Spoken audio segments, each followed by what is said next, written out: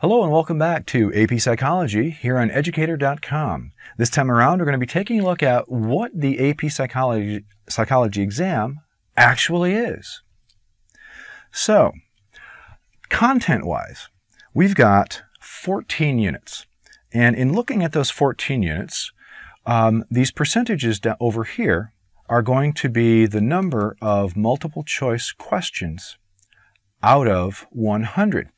So if you were to do the math, you would notice that the average on all of these is going to add up to 100. So sometimes you've only got two questions on history and approaches. Sometimes you get 4. With research methods, sometimes it's only 8 questions. Sometimes it's as many as 10. So it really does just depend on the year and how it puts together. So they give themselves a little bit of flexibility there at the College Board. So we look at history and approaches. Where did site come from? What's its background? What's its history? Research methods, surveys, experiments, lab observations, etc. What are the methods that psychologists use? Because psychology is a science. Biological bases of behavior. That's all about the brain, the different nervous systems, the central nervous system, the peripheral nervous system, the neurotransmitters in the brains, how the neurons work, how all the biology of what goes on, and how everything psychological is simultaneously biological. So that's the bio basis, and that's 8 to 10%, so that's huge. So methods and bio, huge. Sensation and perception. How do our eyes work? How do our ears work? How does our brain interpret what it thinks is reality, even though it's really not reality? States of consciousness. I love that one, because it's all about sleep, drugs, and hypnosis. Learning, so the different ways in which we learn. So classical conditioning, operant conditioning. You've heard of Pavlov's dog, and B.F. Skinner probably. 7 to 9%. Cognition, how we think, how we problem solve. Language, that's going to be 8 to 10%. Motivation, what drives us. And so we're talking about food and sex and thirst and hunger. And emotion, and how we express emotion. And this also includes stress. And so that's going to be 6 to 8%. Developmental psychology, conception to death.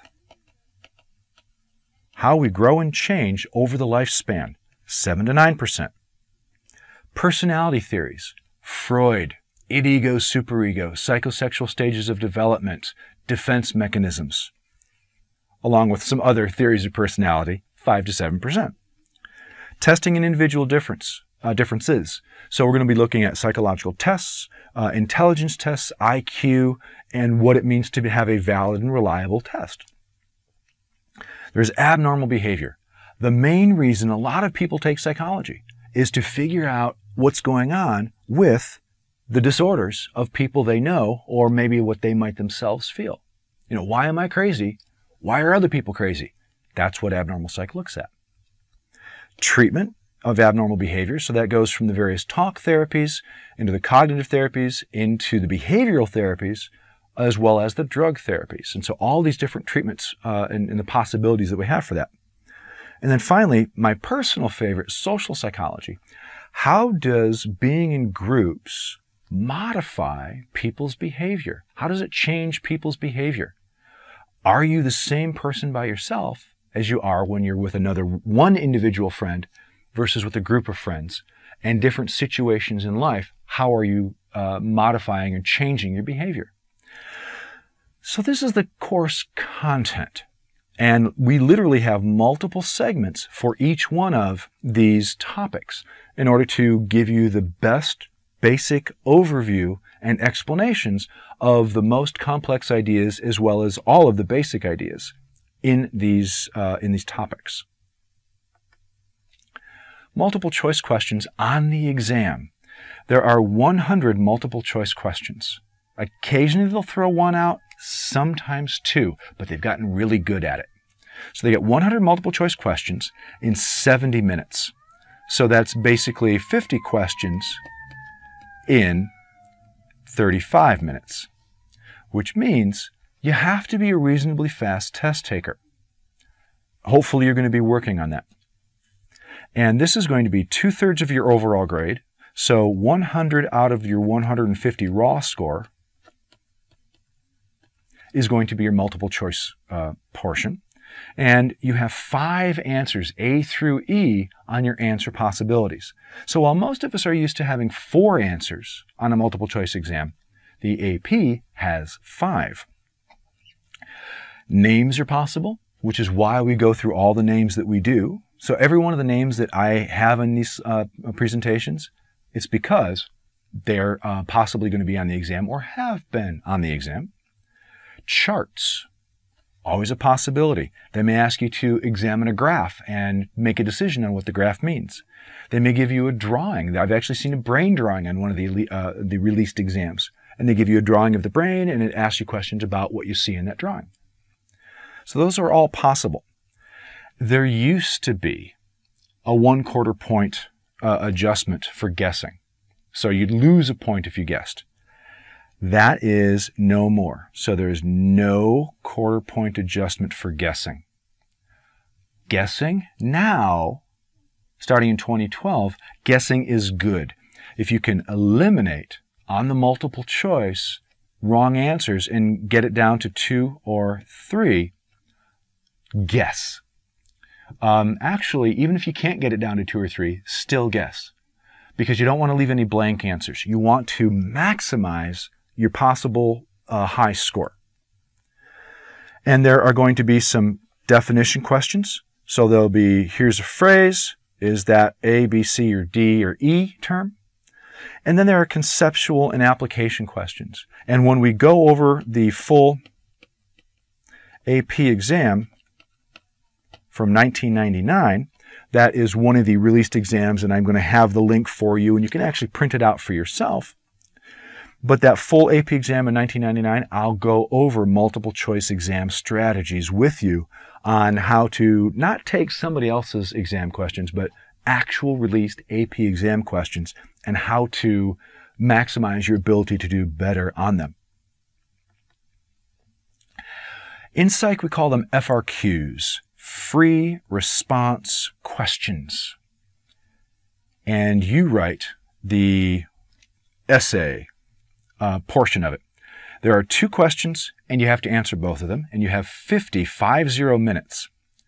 And so combined, they're a third of your overall grade. Each one is essentially worth 1/6. And so if you've got 100, so you got the multiple choice is 100 out of 150, then the FRQs are going to be 50 out of 150, or essentially 25 each out of your 150 total. So the content on the FRQs can be any topic, any term in psychology. Here's the rub. Some terms are not in most textbooks. The key that you so totally need to understand is that you are aiming for excellence, not perfection.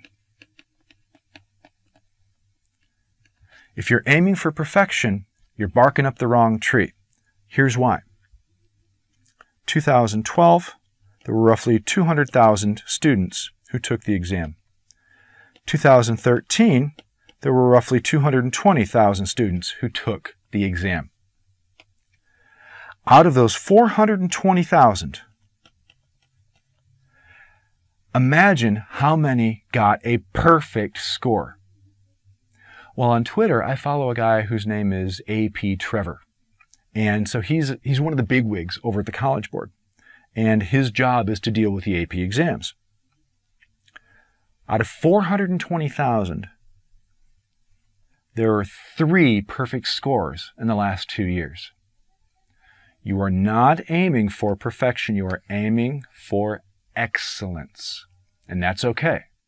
So you will have terms that you run across that you won't know. There will be terms that your teachers will run across that they won't know. That's okay. It's not a problem. The idea, and what I'm going to be showing you in this course, is how to maximize your score on the exam so that you can get a 5. And there's a range of scores where you can get the 5. In the FRQ, points are given for correct responses, but if you happen to put wrong information, you don't lose points. They only assign points. They only give points when you have made particular responses that are good. Points can only be removed if part of your answer contradicts another part. And so if one part of your answer you say the sky is blue, and another part of your answer you say the sky is purple, okay, if the sky is blue gave you a point, you just said the sky is purple, well, you're going to lose that point. But of course, it's dealing with psych terms. So you just have to make sure not to contradict yourself. So don't try to cover all your bases. Cover the bases you know. And then, since I've been a reader multiple times, we are looking for ways to give you points. We're not trying to find the lowest scores. It's actually a joy for us to go through the responses that we're reading for these questions. It's a joy for us to give a perfect score, because that means that a student has done particularly well and they've aced it and they've nailed it. And it's just like, oh, read. Oh, this is wonderful. Oh, that nailed it. Oh, perfect. And then we write on our little score sheet what your score is for that particular question. We love it when that happens. We love it when we can give 7 out of 8, 7 out of 7, 6 out of 7. We love that. We're not trying to punish you. We actually prefer success, because that means more and more students are learning, more and more teachers are being effective. And we actually kind of like that. So that's a big deal for us as readers. So those of us who have not just taught the course, but those of us who also go to the testing places and read the essays. Personally, I've read thousands of exams, thousands of essays. That's okay. I actually enjoy that. I know I'm strange that way. The FRQs. The thing is that with the FRQs and the rubric, the questions are created years ahead of time. They're created for the various forms of the exam. So there's going to be the primary exam that most people throughout the country. Then there's going to be the alternate form of the exam that is also given throughout the country. Then there's going to be an alternate form for people who take the test late, because that sometimes happens. Then there's going to be a different alternate form for the international versions. And so what you end up having is, at least, to my knowledge, 5 versions of the exam. So that's 5 different sets of 100 multiple choice questions, and that's 5 different sets of FRQs, so 10 different FRQs. So they've started in 2012 with releasing the exams to teachers every year who are teaching AP Psych. But the part of that is that with the FRQs,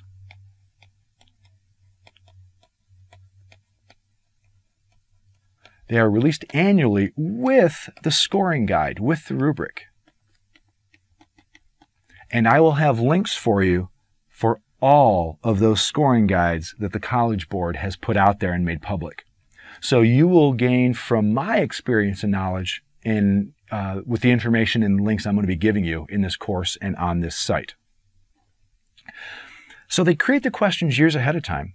The rubrics are not made until the question leaders and the table leaders go to the scoring site. They don't make the answer key until they get to the scoring site and they've read several hundred samples of essays.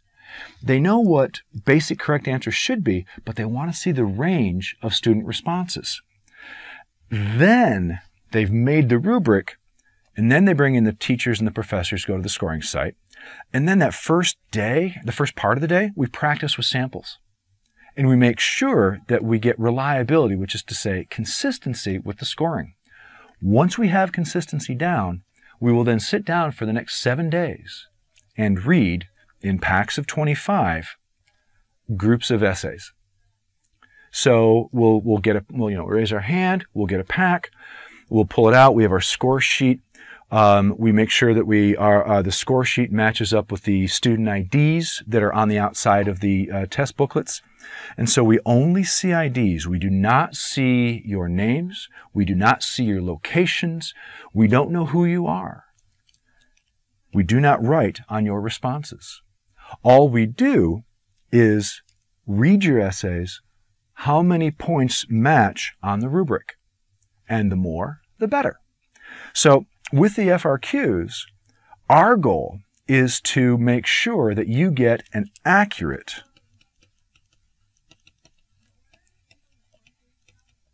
scoring of your response or responses. If we can do that, then we've done our job. Sadly, not everybody gets a 6 out of 6 or a 7 out of 7 or an 8 out of 8. There's usually, every year, every other year, there's going to be one term that trips 95% of the people up that they've never seen before. And that's why I say it's okay not to know everything. It's okay not to know all. You don't need to know all. You need to know enough. And this course will give you those tools. FRQ recommendations. Read through both questions before doing anything else. Think through the answers before starting to write. Write an outline or notes in the test question booklet, because they give you this little booklet, and at the top is the test question, and then there's a bunch of lines, and then the next page, a bunch of lines. And then the next page, they repeat the question, and then a bunch more lines. And then about 5, 6 pages in, then they have the second question, and then more pages with lines. Do not be afraid to cross something out. You cannot, you should use pen, and you cannot use whiteout. Just cross it out. Again, we're looking for readable, not perfection. So, no whiteout. Write in complete sentences. Please do not outline or bullet your answer. We cannot score it if it's not subject, verb, sentences. Be as complete as possible, but keep to the point. Answer the question being asked. So if I say, "What's your name?" and your response to me is, my favorite color is blue, my favorite sport is baseball, my favorite team is the San Francisco Giants, I like to go skateboarding. You're saying a lot of stuff, but you're not answering my question. I said, "What's your name?" Answer the questions that are being asked. That's going to get you the points that you want. Structure your answer following the structure of the question. Go in that order. That's okay if you don't, but make it as easy as possible for us to give you points. If you do that, you are it's just so much easier to when you are making it easy for us to give you points. So point number 1, you break it off into a little paragraph. Point number 2, you leave a space. You break it off into another paragraph. You structure it for us. We can find it right away. Makes our lives easier, gives you more points. So when you structure it, see, the worst essay to grade is that essay where it has one paragraph that's 3 pages long. That drives us nuts. Because we have to hunt and hunt and hunt. And it takes us 2, 3, 4 times as long to read through those. And because the handwriting is such as it is, and there's no break, we don't know where one thing starts and another thing stops. We just don't know. We have to read through it makes it very difficult to find the correct answer in there. So the more structured your mind is, the more structured your answer is going to be, the more easy it is going to be for us to give you the points that you deserve when you match the rubric. Finally, for this course, and I cannot emphasize this enough, please either purchase or rent a textbook for this course. There are many ideas that I can tell you about, but there are many ideas that can be read quickly that just cannot make it into a video lecture. I just don't have the time. You don't have the time to watch and or listen to all of it. Nobody has that kind of time. Reading just makes it go so much quicker, which is why I've made this selection of the ideas that I'm talking about. But get a book. Also, I'm going to be putting into all these lessons YouTube links, and those are going to bring alive certain concepts. Those concepts are going to show you some original footage of experiments and research that's been out there. It's going to show you some clips from documentaries. So when I say, yeah, there's this little girl who's 7 years old, her name is January, and she has schizophrenia, I can tell you that. But if you actually see January having a conversation with her father or mother and see her parents explaining to the audience what her life is like and how she exists, that is so much more powerful than me just telling you. And so I want to supplement the course with the YouTube links and other links to real cool resources on the internet. In your textbook, use the short quizzes because you need to test yourself. Buy one of the review books. I'm going to have at least 2 recommendations in the quick links, in the other materials that can be purchased. And I'm going to make multiple recommendations on the textbook. But make sure that you use those. There's so much information here. It's not one of those things where you can just read it once and it's going to stick in your brain. You have to read it multiple times. If flashcards help you, the only one I'm aware of is the one that is with the Barron's set. It's like $10. Practice explaining the information with a friend. The more you practice this psych info, the more it's going to stick in your brain, the better able you're going to be at the end of the year in May to actually be successful in the AP Psych exam. Make sure you learn the material the first time around and that you're not cramming and waiting until the very end and just using the last couple of weeks or week before the exam, assuming that you're going to be able to get to everything, because that's going to be virtually impossible. Unless you're some sort of absurd genius, in which case, why are you still in high school? And then spend at least an hour per day. This is actually what I tell my kids during the school year, reading the book, coming to class and everything. An hour a day, at least, the month prior to the exam or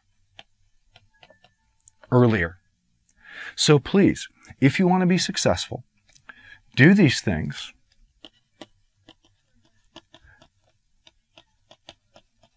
Ask questions on the discussion section below each of the videos. I will be on there all years long, and I will be paying attention and answering your questions to the best of my ability to clarify anything that I might have said in the videos. And yes, I know I may have made a mistake or two. Me? Make a mistake? Never. And so, I want you to be successful. If you do these things and you follow along with me through this course, we will be successful together. And we will make sure that you are not only learning psychology, but also preparing for a really good score on the AP Psych exam. So thanks for watching AP Psychology here on Educator.com. We'll hope to see you for the rest of the course.